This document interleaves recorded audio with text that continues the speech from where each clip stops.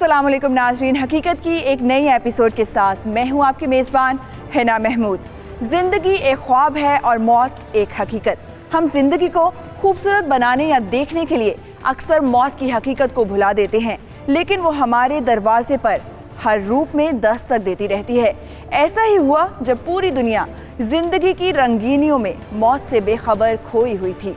अचानक कुदरत की तरफ से मौत की एक दस्तक हुई जिसका नाम था कोरोना, और फिर देखते ही देखते इस मौत की दस्तक ने जिंदगी को मफलूज करके रख दिया। रंगीनियां बेचैनियों में बदल गई। जिंदगी की फिक्र करने वाले अपनी मौत के बारे में सोचने लगे और हर तरफ खौफ की फजा कायम होती चली गई। लेकिन मौत के इस खौफनाक रक्स में कुछ लोग अपनी जानों की परवाह किए बगैर अपनी ड्यूटी निभा रहे हैं। दूसरों को बचाने के लिए अपनी जिंदगी दांव पर लगाए हुए हैं। जहां पर हर शख्स अपनी फैमिली के साथ घर में दुबक के बैठा है, वहां ये सरफरोश अपनी फैमिलीज को छोड़कर बाहर निकले हुए हैं। ऐसे ही बेबाक और फर्ज शनास अगर आज हमें अपने इर्द गिर्द नजर आते हैं तो वो हैं हमारे डॉक्टर्स, पुलिस वाले और रेस्क्यू टीम के लोग।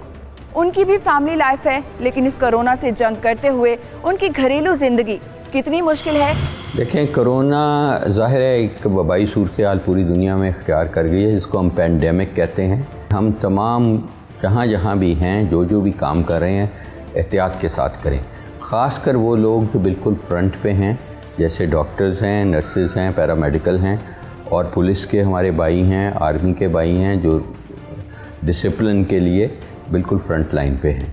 तो मैं समझता हूँ सबसे ज़्यादा ज़रूरी ये होगा कि वो थोड़ा सा डिस्टेंस रख के बात करें गाड़ी वाले से या जिससे भी करनी है, और डॉक्टर्स भी अपना थोड़ा सा डिस्टेंस रख के करें बात, थोड़ा ऊंची बात कर लें।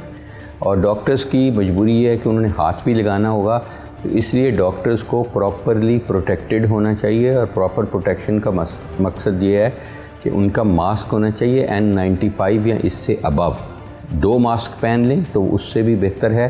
अगर वो ऐनक नहीं लगाते तो ऐनक आजकल लगा लें, क्योंकि ये आँखों के ज़रिए भी फैल सकती है। या अगर वो उस वार्ड में काम कर रहे हैं जहाँ पे कोरोना के मरीज़ मौजूद हैं, या वो टेस्ट कर रहे हैं उन लोगों के जो कोरोना में जिनको शुबा है कि उनके नाक से जो स्वाब्स ले रहे हैं, तो वो फेस शील्ड भी ज़रूर पहने, ग्लव्स ज़रूर पहने, और हर मरीज़ को चेक करने के बाद खुदारा वो अपना हाथ भी धोएं, डिसेंसिटाइज़ भी करें और अपना चेहरा भी धोएं, तो बहुत मुनासिब होगा। नाज़रीन, बड़ा मुश्किल होता है वहाँ काम करना जहाँ आपको पता हो कि किसी भी वक्त आन दबोचे की मौत आपको। लेकिन जब इंसानियत को बचाने या शहरियों की हिफाजत का मामला सीरियस हो जाए, तब डॉक्टर्स और पुलिस के महकमे को ही संजीदगी से इकदाम उठाना होते हैं। कोरोना ने भी जब पाकिस्तान की सरजमीन पर कदम रखा तो ये दोनों महकमे अलर्ट कर दिए गए। अब डॉक्टर्स अस्पतालों में और पुलिस गली गली लोगों का ख्याल रख रही है और मुश्किल चैलेंज को अपनी जान पर खेल कर पूरा करने की कोशिश कर रही है। नाश्ता रेडी है। मम्मा, आज कितने दिनों से पापा घर नहीं आए? हाँ बेटा, वो आजकल हॉस्पिटल में कोरोना के मरीजों की देखभाल कर रहे हैं ना, इसीलिए। मम्मा कहते हैं कि कोरोना बहुत गंदा है। हाँ मेरी जान, इसीलिए तो बार बार हाथ धोने पड़ते हैं। मम्मा, हम घर में बैठे बैठे बोर हो गए हैं, ना स्कूल ना आउटिंग। बेटा, जिंदगी से बढ़कर कोई चीज अजीज नहीं, ना एजुकेशन और ना आउटिंग। ओके, लो आपके पापा की कॉल आ गई। अस्सलाम वालेकुम। हेलो बेटा, कैसे हो? पापा, हम बहुत बोर हो रहे हैं। I miss you, पापा। I miss you too, my darling. बच्चे रोजाना आपका पूछते हैं कब आ रहे हैं आप घर पे। फिक्र ना करो, शायद कल चक्कर लगे। हालात बहुत खराब हो रहे हैं, क्या करें? चलें ठीक है, अपना बहुत ख्याल रखिएगा। कल पापा अपने बच्चों से मिलने घर आ रहे हैं। यस। चलें ठीक है, अल्लाह हाफिज।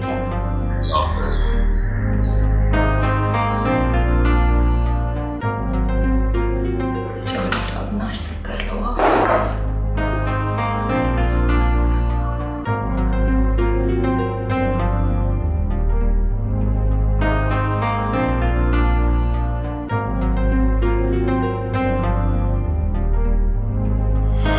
जहाँ जहां डॉक्टर्स अपनी ज़िंदगी दांव पर लगाकर अपनी फैमिली से दूर होकर अपनी ड्यूटी निभा रहे हैं, वहीं पर पुलिस भी जान हथेली पर रखे सड़कों और गलियों में गश्त कर रही है और बिला वजह बाहर निकलने वालों को समझाकर, डांटकर घर में रहने की तलकीन कर रही है। मेरा तो दिल घबराता है आजकल के मुल्क के हालात देखकर, कसम से।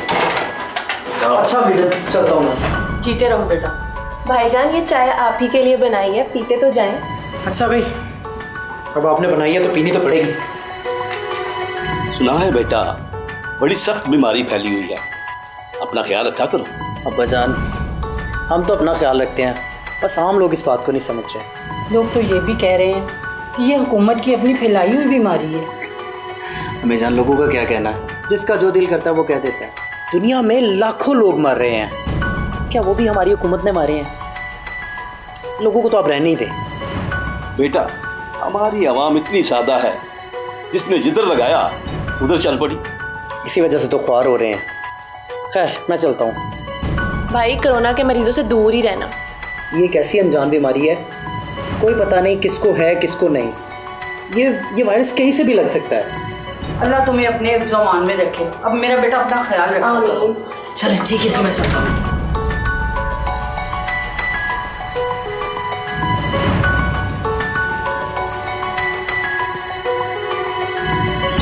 डॉक्टर असद और बशारत अली दोनों अपनी अपनी ड्यूटी कर रहे थे।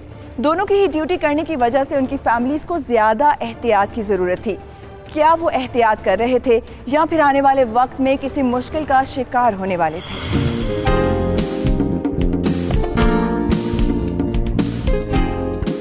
बाबा, अरे रुको भाई, ऐसे नहीं मिल सकते। क्यों बाबा? मैं भी अस्पताल से आया हूँ, अच्छी तरह हाथ मुंह धो लूँ, कपड़े चेंज कर लूँ, सैनिटाइजर लगा लूँ, फिर आपसे मिलूँ। पापा, तब तक मैं थक भी जाऊंगी। अरे, अपनी बेटी को उठा लूंगी मैं। चलो, मैं चेंज करके आता हूँ। मामा, क्या ये वायरस एक इंसान से दूसरे इंसान को भी लग जाता है? हाँ बेटा, आपके बाबा हॉस्पिटल में कोरोना के मरीजों के साथ होते हैं। इनको एहतियात की बहुत ज्यादा जरूरत है। जो लोग अपनों से प्यार करते हैं ना, उनको एहतियात करनी चाहिए। फिर बाबा, आप भी छुट्टी करके घर पर बैठ जाएं, ताकि आपको कोरोना ना हो जाए। बेटा, हम डॉक्टर्स हैं, ये हमारी ड्यूटी है। अगर हम भी छुट्टी करके घर पे बैठ जाएंगे तो जिन लोगों ने इस बीमारी से सेहतियाब होना है वो भी मर जाएंगे। खाना खाएंगे, खाना लगा दो। क्यों नहीं, इतने अरसे बाद आपके हाथ तक खाना खाने लगे, फिर पता नहीं नसीब होता है कि नहीं होता। कैसी बातें कर रहे हैं आप, अल्लाह आपकी लंबी जिंदगी करे।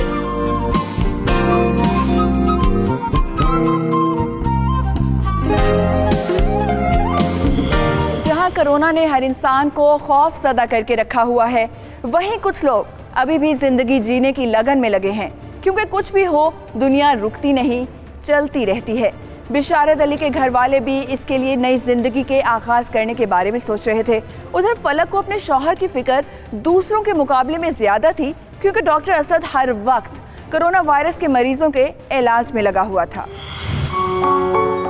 मैं सोच रही हूँ बिशारत अली की शादी की बात चलाई जाए। बिल्कुल, अब इस घर में भाभी का होना बहुत जरूरी हो गया। काम करके थक गई हो, जो भाभी चाहिए। हरगिज नहीं, मेरा भी तो कोई दोस्त होना चाहिए ना, जिसके साथ मैं दिन भर बातें कर सकूं।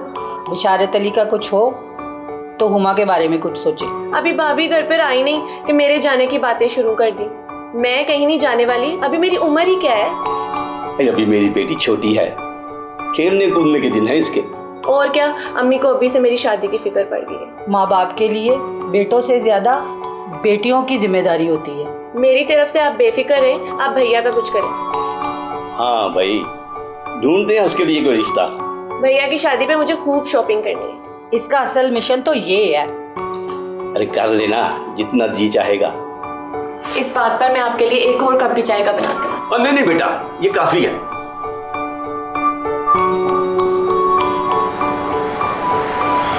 इसी तरह जो हमारे फ्रंट लाइन पे पुलिस है या आर्मी वाले हैं, वो भी कोशिश करें कि अगर उनके वहाँ जहाँ पे उनकी ड्यूटी है वहाँ पे सहूलत नहीं है पानी की और साबन की, वो तो बेस्ट होगा कि वो 20 मिनट बार बार हाथ धोएं, मुंह धोएं। लेकिन अगर फैसिलिटी नहीं है तो कम से कम सैनिटाइज़र हर आधे घंटे, हर 15 मिनट बाद ज़रूर लगा लें और घर जाएं जब तो अपने कपड़े बाहर ही उतार के नए कपड़ों के साथ, नई चप्पल के साथ घर में दाखिल हों ताकि ये घर में ना चला जाए, और कपड़ों को रोज़ धोएं, ये बहुत ज़रूरी है। कोरोना दिन ब दिन अपने पंजे पाकिस्तान में गाड़ता जा रहा है। कई लोग इससे मुतासिर हो चुके हैं, सैकड़ों लोग लुकमाए अजल बन चुके हैं, लेकिन फिर भी डॉक्टर्स और पुलिस वालों को अपनी ड्यूटी करनी है। मीडिया वाले भी शाना बशाना अपनी ड्यूटी निभा रहे हैं। बिशारत के घर में उसकी शादी की बात चल निकली है। उसके घर वाले उसकी शादी की बात करके काफ़ी खुश दिखाई दे रहे हैं, लेकिन किस्मत में क्या लिखा है उस हकीकत से आपको आगाह करेंगे। लेकिन यहाँ लेंगे एक शॉर्ट ब्रेक, हमारे साथ रहिएगा।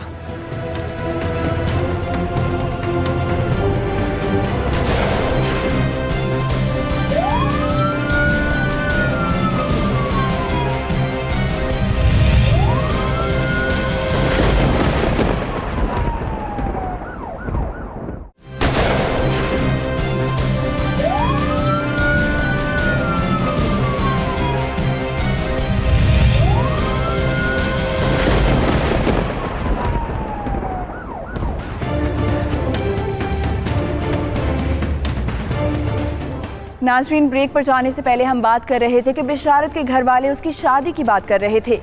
क्या जैसा उसके घर वाले सोच रहे थे वैसा ही होगा? रोज़ घर से निकलकर लोगों से मिलने वाले बिशारत के साथ आगे क्या होने वाला था ये कोई नहीं जानता था। उधर डॉक्टर असद फिर से अपनी ड्यूटी पर जाने के लिए तैयार हो रहा था। उसकी बीवी उसके लिए दुआएं कर रही थी। कोरोना ने हर घर में एक अजीब खौफ की फजा कायम कर दी थी।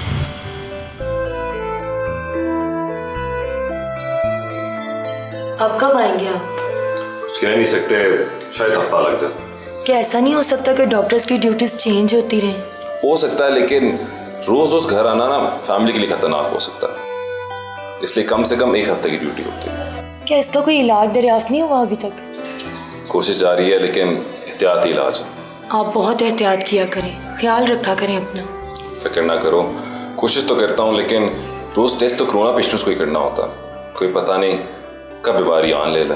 अल्लाह पाक आपको हर बीमारी से महफूज रखे। छोटी सी फैमिली है हमारी। फिक्र ना करो, अल्लाह मालिक है। अब मौत की वजह से ड्यूटी तो ना छोड़ सकते। क्या आप जा रहे हैं पापा? हाँ बेटा, लेकिन जल्दी वापस आ जाओ। पापा प्लीज आना चाहिए। क्या करे गुड़िया, लेकिन इस दफा पापा आपके लिए बहुत सारी चीजें लेकर आएंगे। सच पापा? 100%। अब पापा जा रहे हैं, मामा को बिल्कुल तंग नहीं करना, फिर बहुत सारी चीजें लेकर आओ। ठीक है पापा। ठीक है, चलो अल्लाह हाफिज। हाफिज।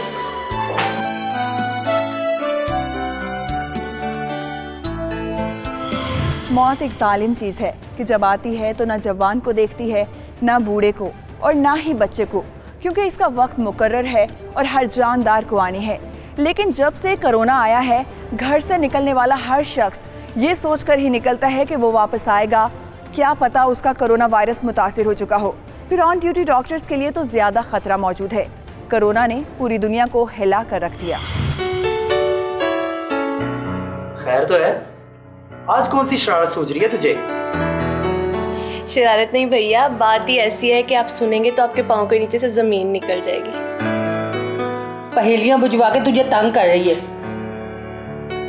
अच्छा एक बात तो बता, जी माँ जी पूछे। हम लोगों ने तेरी शादी के बारे में सोचा है। अगर तेरी कोई पसंद है तो बता दे, वरना बाद में हम पे गिला ना करी। मेरी शादी? हाँ बेटा, मैं और तुम्हारी माँ यही सोच रहे हैं कि तुम्हारी शादी कर दी जाए। लड़की तो कोई पसंद नहीं, लेकिन ऐसे माहौल में शादी कौन करेगा?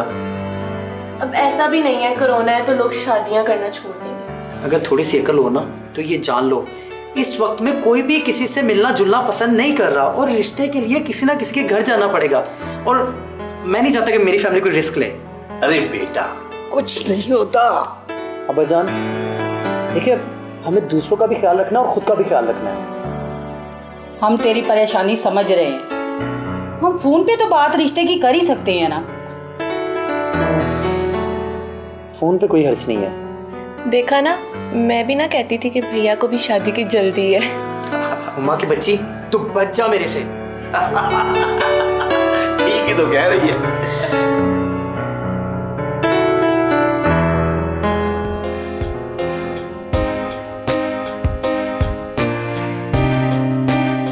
कितने दिन हो गए असद से बात नहीं हुई।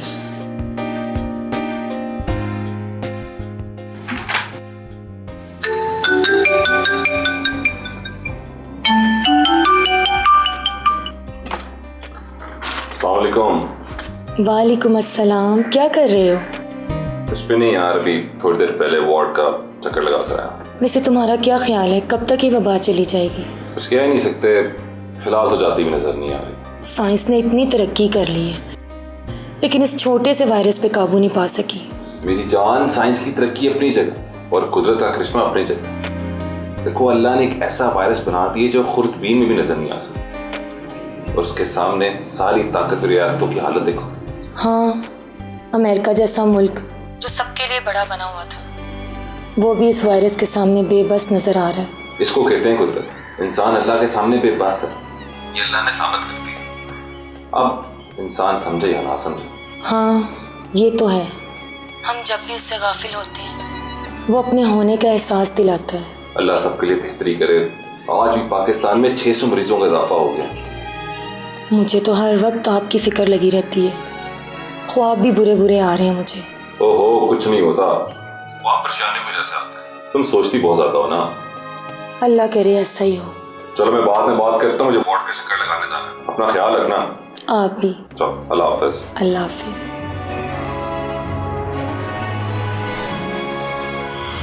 बिशारत अली ने शादी के लिए तो हाँ कर दी थी, लेकिन उन हालात में शादी की बात करने के लिए कहीं भी जाने से मना कर दिया था। घर वालों के लिए यही तसल्ली काफ़ी थी कि बेटा मान गया, और दूसरी सबसे अहम बात ये भी कि इसकी कोई ज़ाती पसंद नहीं। उधर फलक न जाने क्यों असद के लिए बहुत परेशान रहने लगी थी।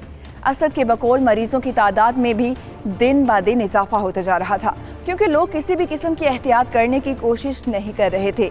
आने वाला वक्त पाकिस्तान के लिए या उन कोरोना के महाज पर लड़ने वालों के लिए कैसा था, ये कोई नहीं जानता था, लेकिन फिक्रमंद और परेशान सभी थे।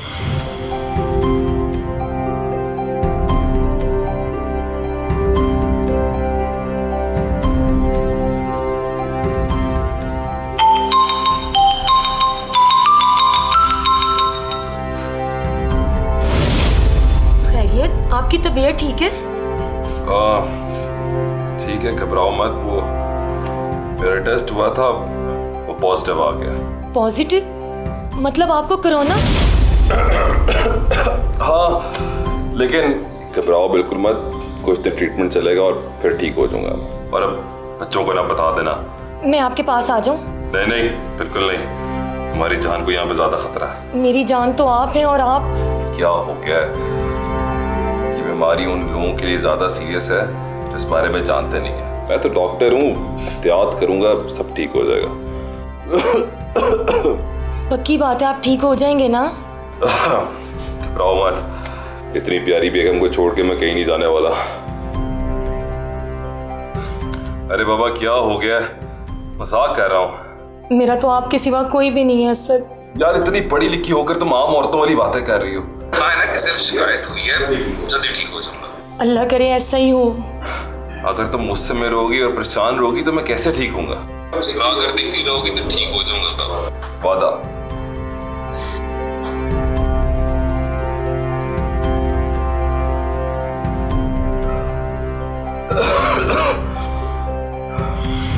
अगर उनमें कोई अलामात नहीं हैं तो वो बेशक घर में भी आइसोलेट कर सकेंगे अपने आप को, लेकिन अगर उनका घर एक कमरे का है और वहाँ 6 बंदे रहने वाले हैं तो अपने करीबी क्वारंटाइन सेंटर जो हुकूमत ने पूरे मुल्क में जाल बिछाया हुआ है, किसी भी करीबी क्वारंटाइन सेंटर में टेस्ट की जो स्लिप है वो साथ ले जाएं, वहाँ जाके दाखिल हो जाएं और जब तक वो नेगेटिव नहीं होते वहीं रहें। और अगर घर में ऐसी फैसिलिटी क्रिएट हो सकती है तो वो घर में ही रखें, लेकिन ख्याल करें कि उनके नौकरों को, उनके बुज़ुर्गों को, उनके बच्चों को, उनको फैमिली को ना लगे। दफ्तर, स्कूल, कॉलेज, स्टूडियो कहीं भी नहीं जाएं, छुट्टी ले लें। कोरोना ने डॉक्टर असद पर हमला कर दिया था और वो इस वक्त मरीजों के साथ मरीज बनकर वार्ड में पड़ा था। कोरोना का इलाज अभी तक सिर्फ एहतियात ही बताया जा रहा था। क्या थोड़ी सी केयर और वेंटिलेशन से डॉक्टर असद वापस ज़िंदगी की तरफ लौट आएगा, या फिर मौत की दस्तक थी जो डॉक्टर असद की ज़िंदगी की दहलीज पर आ चुकी थी? इस हकीकत से हम पर्दा उठाएंगे, लेकिन एक ब्रेक के बाद।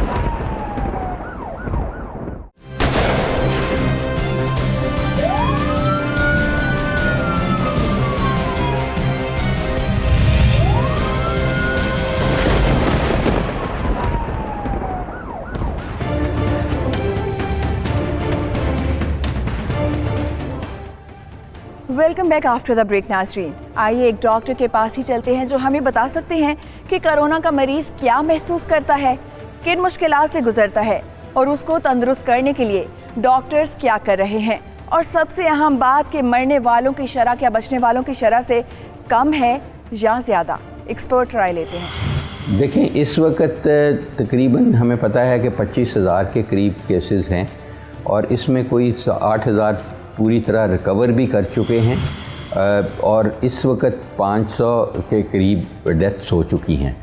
तो अल्हम्दुलिल्लाह अभी भी मैं कहूँगा, क्योंकि पाकिस्तान में हमारी रिलेटिवली यंगर आबादी है, हमारे उतने बूढ़े लोग नहीं हैं 80 या 85 साल के जैसे इटली में या स्वीडन में या बाकी मुल्कों में थे, न्यूयॉर्क में थे, जिनको इसने बहुत इफ़ेक्ट किया। तो इसलिए अल्हम्दुलिल्लाह अभी भी शरह अमवात हमारी उस हिसाब से काफ़ी कम है। अल्लाह ताला करे कि ये कम भी हो और ये कोरोना जल्द से जल्द इसी रमज़ान में अल्लाह ताला के मर्ज़ी से ही आया है, उसकी मर्ज़ी से जाएगा। और इस रमज़ान में अगर हम सब मिल के अल्लाह से गिड़गिड़ा के दुआ करेंगे कि अल्लाह ताला हम सबको महफूज रखे, पाकिस्तान को और पूरी दुनिया को महफूज रखे, तो इंशाल्लाह उम्मीद है कि ये इसी तरह ही रुखसत हो जाएगा। मौत कब आनी है, किस तरह आनी है, इसके बारे में कोई नहीं जानता, लेकिन मौत के मामले में भी हर मुसलमान का तसव्वुर ये है कि अंजाम भी अच्छा ही होना चाहिए। आम तौर पर मरने वाले इंसान को उसके रिश्तेदार गौसल देते हैं, फिर उसका जनाजा पढ़ाया जाता है और उसके बाद 4 लोग मिलकर उसको कब्र में बड़ी इज्जत और एहतराम के साथ उतारते हैं। ऐसी ही मौत की ख्वाहिश हर मुसलमान करता है। लेकिन कोरोना ये कैसी बीमारी है, कैसा वायरस है कि अगर इससे कोई मर जाए तो गुस्ल तो दूर की बात, कोई उस शख्स की डेड बॉडी को छूना भी गवारा नहीं करता। और कोरोना से मरने वालों को 4 लोग प्यार और इज्जत से कब्र में नहीं उतारते, बल्कि 2 लोग इंतहाई हिफाजती लिबास पहनकर बड़ी ही नापसंदीदगी के तासुर के साथ एक गड्ढे में रख देते हैं। बल्कि अगर ये कहा जाए कि फेंक देते हैं तो गलत ना होगा। अल्लाह ऐसी मौत से हर किसी को महफूज रखे। कहानी में आगे बढ़ते हैं जहां बिशारत अली की शादी की बात चल निकली थी, वहीं दूसरी जानिब डॉक्टर असद कोरोना वायरस का शिकार होकर किसी हद तक अपनी मौत से आंखें मिला रहा था। उमा फोन मिला। कोशिश कर रही हूँ अम्मी, नेटवर्क बिजी है, दोबारा मिलाते हैं। जब तक भाई को बता नहीं ना लेगी तब तक चैन से नहीं बैठेगी। पापा जान, आपको नहीं पता, जब भाई ये बात सुनेंगे ना तो खुशी से पागल हो जाएंगे। लो मिल गया। पहले मेरी बात करवा। अम्मी जान सब्र तो करें, पहले मैं तो बता लूं। क्या हाल है छोटी? भाई तुम्हारे लिए खुशखबरी है, हमने भाभी ढूंढ ली है। भाभी? किसकी भाभी? अनजान मत बनो, मेरी भाभी, तुम्हारी होने वाली बीवी अम्मी अब्बू ने ढूंढ ली है। इतनी जल्दी? मुझे लग रहा है तुम फिर शरारत कर रही हो। अरे नहीं नहीं बेटा, कोई शरारत नहीं कर रही। मेरी एक सहेली है, उसने रिश्ता दिखाया है, बड़ी प्यारी बहू है मेरी। अम्मीजान आपको मुबारक हो। तुम्हें भी मुबारक हो बेटा। अच्छा बजी, मैं ड्यूटी पे हूँ, फिर बात करेंगे।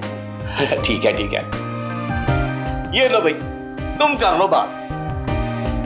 वैसे भाई के दिल में भी लड्डू फूट रहे होंगे। तू ना बाज आ जा, वरना घर आकर तेरी पिटाई करूंगा।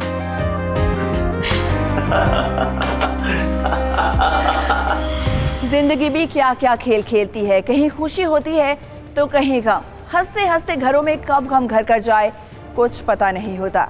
ऐसा ही हुआ था डॉक्टर असद की फैमिली के साथ। डॉक्टर असद जो दूसरों को कोरोना से बचाने के मिशन पर था, खुद उसी कोरोना का शिकार हो गया था। और दूसरी तरफ हुमा को अपने भाई के सर पर सेहरा सजाने की जल्दी थी।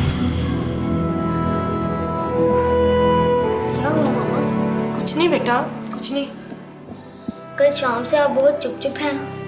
नहीं नहीं बेटा, तुम्हें कोई गलतफहमी हुई है, ऐसा कुछ नहीं है मेरी जान। मुझे बाबा से बात करनी है, उन्होंने कहा था मैं जल्दी आ जाऊंगा, लेकिन अभी तक आए ही नहीं। मैं अपने बेटे की अभी बात करवाती हूँ। मैं सोनिया को लेकर आता हूँ।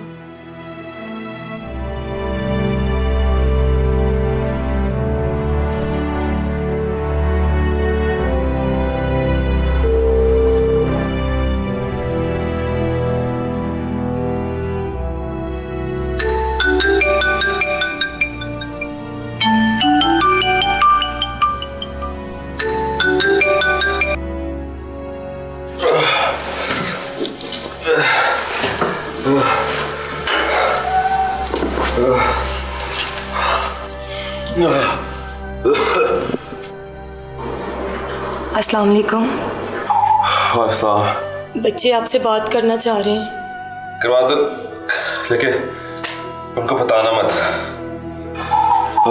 आपकी तबीयत तो पहले से ज्यादा खराब लग रही है।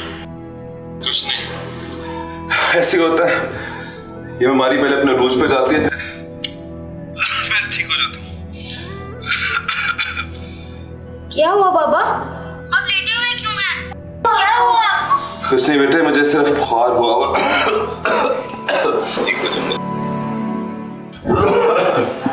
पापा मैं चीनी लेकर आई।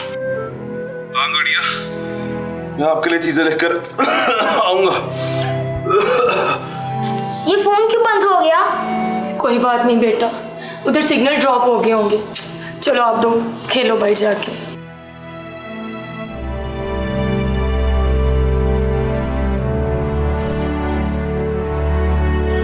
डॉक्टर असद की हालत पहले से भी खराब हो चुकी थी और अब उसको सांस लेने में भी दिक्कत महसूस होने लगी थी। डॉक्टर असद का इलाज चल रहा था, लेकिन कोई नतीजा सामने नहीं आ रहा था।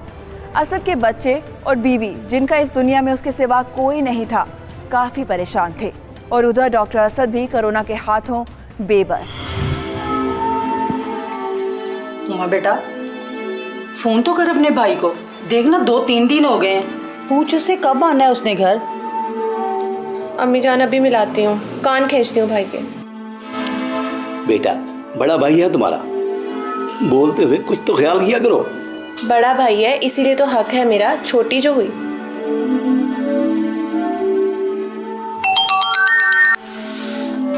हाँ छोटी। भाई क्या हुआ, आपकी आवाज़ क्यों बदली हुई है? सब ठीक है ना? हाँ हाँ सब ठीक है। वो कल एक कोरोना के मरीज को पकड़ा था तो उसका चेकअप कराने के लिए हॉस्पिटल आया हूँ। क्या हुआ तुझे बेटा? हाँ माँ जी ठीक हूँ, आप परेशान ना हो। तू कब घर आएगा? हाँ माँ जी, वो हॉस्पिटल आया था, 15 दिन यही रहना पड़ेगा जब तक टेस्ट क्लियर नहीं हो जाता। या अल्लाह। पर भाई अस्पताल में तो खतरा ज़्यादा है ना, वहाँ तो कोरोना के मरीज आते हैं, तो आप वहाँ। अरे भी बताया ना, गवर्नमेंट की तरफ से एहतियात है, परेशान होने की ज़रूरत नहीं है। अम्मी अबू का ख्याल रखना। बेटा, कुछ छुपाना मत, सच बता दो। अपा जान, जब कोई कोरोना के मरीज के पास जाता है तो उसका टेस्ट होता है और मुझे एहतियात के तौर पे 15 दिन घर से दूर रहना है। फिर तुम्हारी आवाज को क्या हुआ? ओ कुछ नहीं, बस 2 दिन पहले बुखार हो गया था, दवाई लिए ठीक हो जाऊंगा। ओके, अल्लाह हाफिज। क्या हो गया बिशारत को? मेरा बहुत दिल घबरा रहा है, मेरा बहुत दिल घबरा रहा है। हुमा, सकीना घबराओ नहीं, बेटी को हौसला दो, कुछ नहीं होता, रब सबको ठीक कर देगा।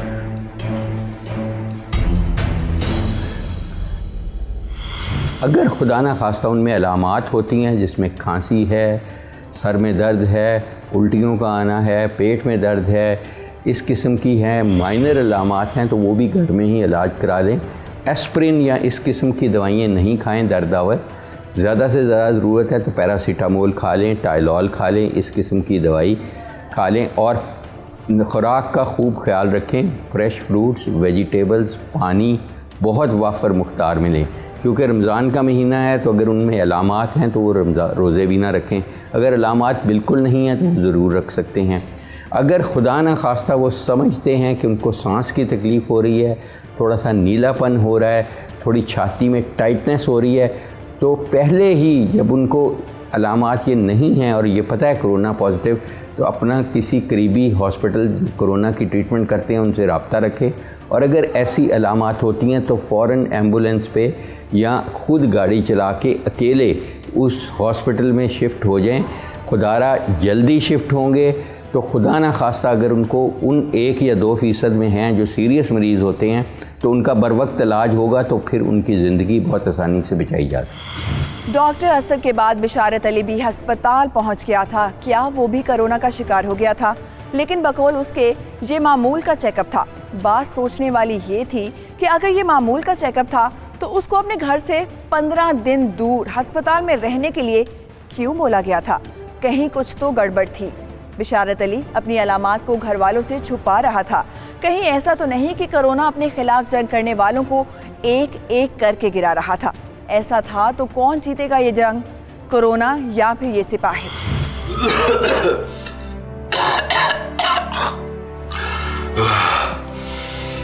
देखो फलक, तुम समझदार भी और समझदार भी।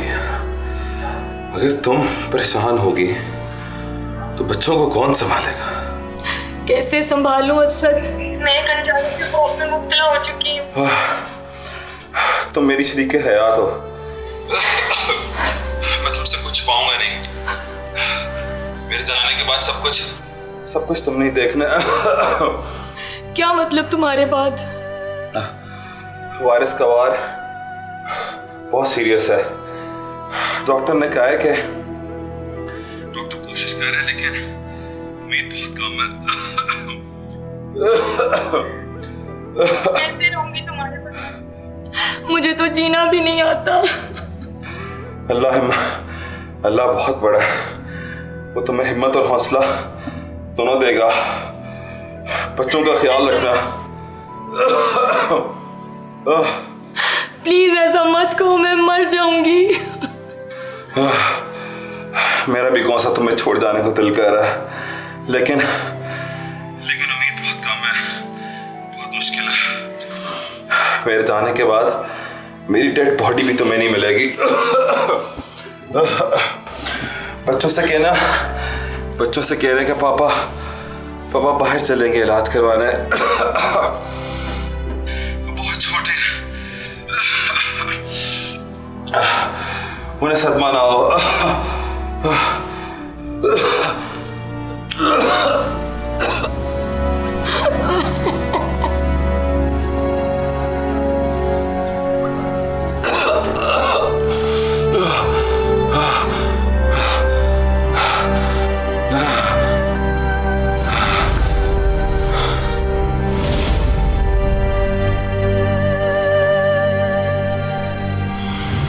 कोरोना वायरस ने डॉक्टर असद की जान ले ली थी। इसके 2 मासूम बच्चे और जवान बीवी अब बेवा बन चुकी थी।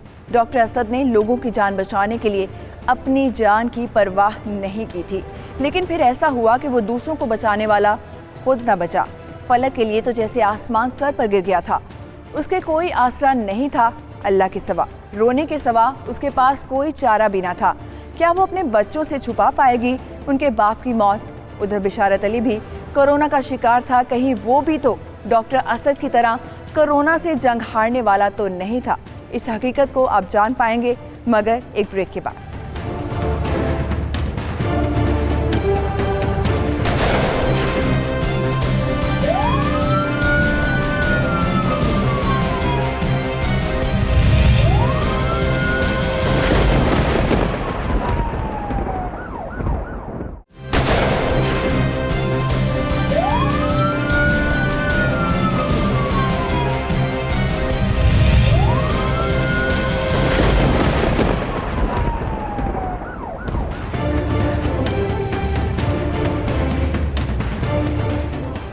वेलकम बैक नाज़रीन। कुदरत का कानून बड़ा निराला है।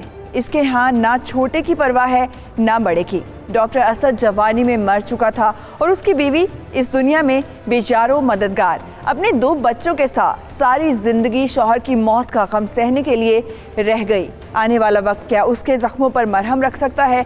क्या असद के बच्चों को कोई दूसरा बाप का प्यार दे सकता था? यकीनन नहीं। मौत जब आती है तो वो इन सब बातों से बेखबर आती है और जाने वाला सब कुछ छोड़कर चला जाता है। कोरोना ने मौत की दहशत को इस कदर फैला दिया कि अब हर इंसान दूसरे इंसान से खौफजदा है। बिशारत अली भी कोरोना का शिकार हो चुका था। क्या उसके घर वाले इस बारे में जान पाएंगे? कहीं बिशारत अली बीमारी को छुपाते छुपाते इस दुनिया से तो नहीं चला जाएगा? और उसके बाद उसके घर वाले, उसकी बहन जिसने भाई की शादी के ख्वाब देखे हैं, उनके ख्वाब बिखर तो नहीं जाएंगे? अस्सलाम वालेकुम। वालेकुम अस्सलाम। भाई सच सच बताना, तुम शादी का सुनकर भाग रहे हो ना? अरे नहीं पगली, ऐसी कोई बात नहीं है। तो भाई क्या बात है, सच सच बताओ। कसम से अम्मी अब्बू को नहीं बताऊंगी।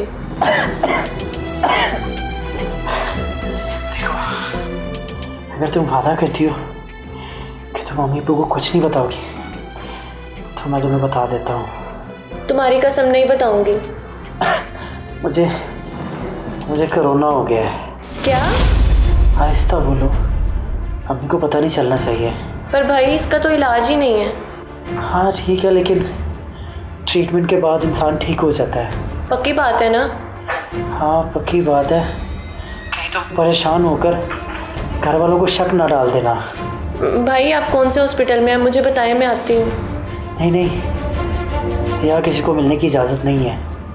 पर भाई मैं परेशान हो रही हूँ। देखो, मैंने पहले ही कहा था ना, परेशान नहीं होना है। पर ठीक है, पर आप रोज़ फ़ोन करेंगे? हाँ ठीक है, मैं रोज़ फ़ोन करूँगा। अब तो मम्मी अब्बू का ख्याल रखना। अच्छा, अल्लाह हाफिज़। ओके, अल्लाह हाफिज़।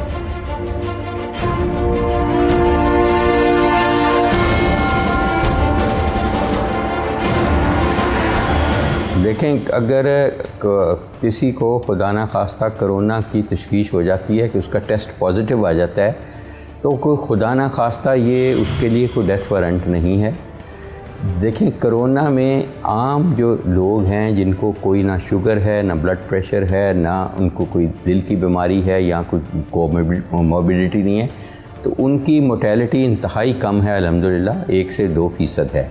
यानी कि 98 से 99% चांस है कि वो बिल्कुल बग़ैर किसी दवाई के ठीक हो जाएंगे। उनको सबसे पहले ये करना है कि अपने आप को तो उनको हो गया है, अब वो कोशिश करें कि अपने रिश्तेदारों को, बच्चों को, बुज़ुर्गों को ख़ासकर ये ना हो, तो अपने आप को आइसोलेट कर लें, अपने आप को पाबंद कर लें एक कमरे में। खाना ज़रूर उनको मिल जाए, पानी मिल जाए, हर चीज़ मिल जाए, बाहर को छोड़ जाए वो और वो अंदर ले लें। बाकी अपनी कम्युनिकेशन बंद कर दें जब तक कि उनका RT-PCR 5 दिन बाद कराएं, फिर कराएं 5 दिन बाद। जब तक ये 2 नेगेटिव नहीं होते फिर वो मिलजुल सकते हैं लोगों से। उस वक्त तक खुदारा अपने आप को वो बिल्कुल हर सूरत आइसोलेट करें। बिशारत अली ने अपनी बहन हुमा को बता दिया था कि उसको कोरोना वायरस हो चुका है और उससे ये वादा लिया था कि वो कभी भी अम्मी अब्बू को नहीं बताएगी। क्या हुमा ऐसा कर पाएगी? कोरोना बिशारत अली के लिए कितना ख़तरनाक साबित होने वाला था, ये अभी ना तो बिशारत अली जानता था और ना ही उसका अंदाज़ा उसकी बहन हुमा को था। लेकिन हुमा भाई की बात सुनकर परेशान ज़रूर हो गई थी। अब वो अपनी परेशानी कब तक अम्मी अब्बू से छुपा पाती है, ये देखना होगा। वो तुम्हें हिम्मत और हौसला दोनों देगा। बच्चों का ख्याल रखना। मेरा भी कौन सा तुम्हें छोड़ जाने का दिल कर रहा है, लेकिन उम्मीद बहुत कम है, बहुत मुश्किल है।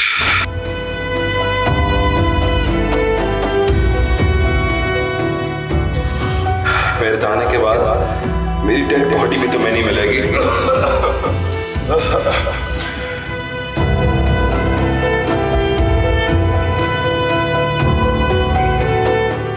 बच्चों से कह रहे कि पापा बाहर चले गए इलाज करवाने।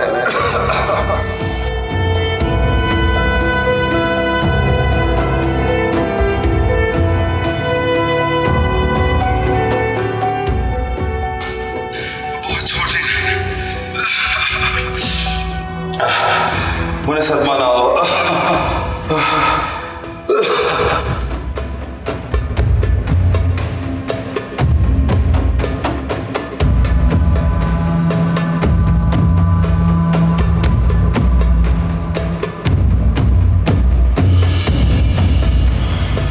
कोरोना ने सिर्फ डॉक्टर असद की जान नहीं ली थी, बल्कि 3 जिंदगियों को बेसहारा भी कर दिया था।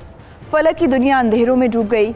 कल को कोरोना के जाने के बाद बहुत सारे कारोबार बहाल हो जाएंगे, दुनिया की रौनकें भी बहाल हो जाएंगी, लेकिन कोरोना ने जिन इंसानों की जान ली, उनकी फैमिलीज हमेशा इस वबा को याद रखेंगी। फलक और उसके बच्चे भी हमेशा याद रखेंगे कि कोरोना आया था। लेकिन उनके लिए जहां दुख की बात है, वहां फ़ख्र की बात यह भी है, क्योंकि डॉक्टर असद आम इंसान नहीं था, बल्कि एक डॉक्टर था, और डॉक्टर भी वो जो इस खतरनाक सूरत हाल में इंसानियत की खिदमत कर रहा था, कोरोना के मरीजों का इलाज कर रहा था। यानी वो कोरोना से होने वाली जंग में शहीद होने वाला एक सिपाही था, और शहीद कौम की हयात होते हैं। उमा, आज तेरे भाई को घर से गए 15 दिन हो गए, कम से कम उसकी खबर तो ले। वो अम्मी, बात हुई थी भाई से मेरी, वो कह रहे थे जल्दी आ जाऊंगा। मुझे लगता है बेटा तुम हमसे कुछ छुपा रही हो। नहीं अबू, ऐसी तो कोई बात नहीं है, मैं तो कुछ भी नहीं छुपा रही। वो भाई ना थोड़े बीमार हैं, जल्दी ठीक हो जाएंगे। बीमार? ये कब की बात है? वो अम्मी, जब भाई का फोन आया था ना तो उन्होंने बताया था मुझे। क्या बताया था उसने? वो तो कह रहा था मैं बिल्कुल ठीक हूँ। वो अबू, भाई ना क्या भाई ना आ गया ना भाई। बस बस बस बस एहतियात, अस्पताल से आया हूँ मैं। तुझे कौन सा कोरोना हो गया जो तुझसे इतनी एहतियात करें हम? अब कोरोना ही हुआ था मुझे, आपकी दुआ से लौट आया मैं। हाय कोरोना, ये क्या कह रहा है? कोरोना वाला मरीज तो बचता ही नहीं है। नहीं माँ जी, कोरोना से बचने वालों की तादाद ज़्यादा है। एक बेचारा डॉक्टर मरीजों को बचाते हुए खुद मर गया। बड़े दुख की बात है। शुक्र है बेटा तू लौट आया। मैं तो इस वजह से लौट के आया हूँ ताकि मैं इसकी शादी करवा सकूँ। इसकी? पहले अपनी तो करवा लें। अरे भाई इतने दिनों बाद आया है, कुछ चाय पानी तो पूछ उससे। मैं कौन सा आवाम हूँ जो पुलिस वालों के चाय पानी का इंतजाम करूँ?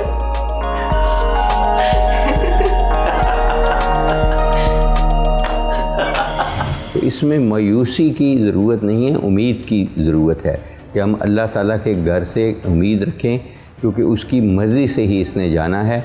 हम ऑफ कोर्स एक उसका वसीला बन सकते हैं, और हम वसीला इसी तरह बन सकते हैं कि हम एक दूसरे का ख्याल रखें कि मैं मास्क इसलिए पहनूं कि ये मेरे से किसी को ना लग जाए अगर मैं कैरी कर रहा हूं, क्योंकि 30% लोग जो ये कैरी कर रहे हैं वायरस, उनमें कोई अलामात नहीं होती, उनको खुद नहीं पता होता और वो फैलाए जा रहे होते हैं।